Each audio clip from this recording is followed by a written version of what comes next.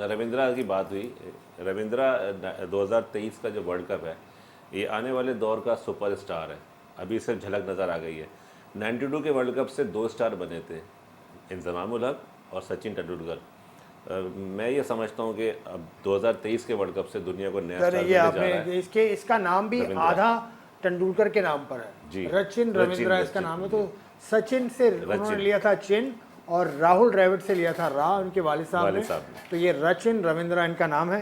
खैर एजाज शेख साहब, जरा अब आ जाइए। बेंगलोर के मैदान पर ही मैच होगा जो न्यूजीलैंड और श्रीलंका का होगा, और बारिश के भी वहाँ पर आसार हैं। हमने कल ही बात की थी ये, लेकिन फिर अगर बात करें तो थोड़ी सी उम्मीद पाकिस्तान के लिए बढ़ जाती है कि बारिश भी वहाँ हो सकती है।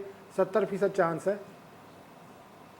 देखिए आसिफ भाई, अगर की जो कैफियत है ना लास्ट मैच तक जारी रहेगी और हर कोई इस उम्मीद पे खेल रहा है कि अच्छा खेलें और फाइनल के सेमीफाइनल के लिए क्वालीफाई करें, तो कम से कम अगर हारें भी तो इज़्ज़त के साथ हारें, ताकि वापसी जब हो तो अंडे ना पड़ें, बड़े बड़े आर्टिकल ना लिखे जाएं, तो टीम से बाहर ना हो जाए, कोई ऐसा महफूज रास्ता हो जो पर्दा है ना वो पड़ा ही रहे।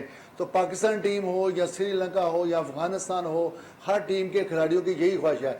जहाँ तक आप पहले इंजरी की बात कर रहे थे ना, तो 10 टीमें अगर खेल रही हैं तो 10 टीमों में 7 से 8 टीमें ऐसी हैं कि इतना लंबा ये वर्ल्ड कप का शेड्यूल है कि हर टीम में 2-2, 3-3 खिलाड़ी जो इंजर्ड हुए हैं, इंजरी का शिकार हुए हैं। लेकिन इसका फ़ायदा सिर्फ अगर हुआ है तो सिर्फ इंडिया को हुआ है कि सिर्फ हार्दिक पांड्या कॉर्नर पे हुए हैं, आउट हुए हैं। इसके अलावा उन्होंने इतनी को इंक्रीज़ हुई इनकम उनकी, इतना कमाई उनकी हुई है, जो एक स्टोरी भी आज छपी हुई थी अखबार में कि इंग्लैंड ने उतना वो नहीं कमाया जितना हर शोबे में इंडिया को उसको बेनिफिट मिला है।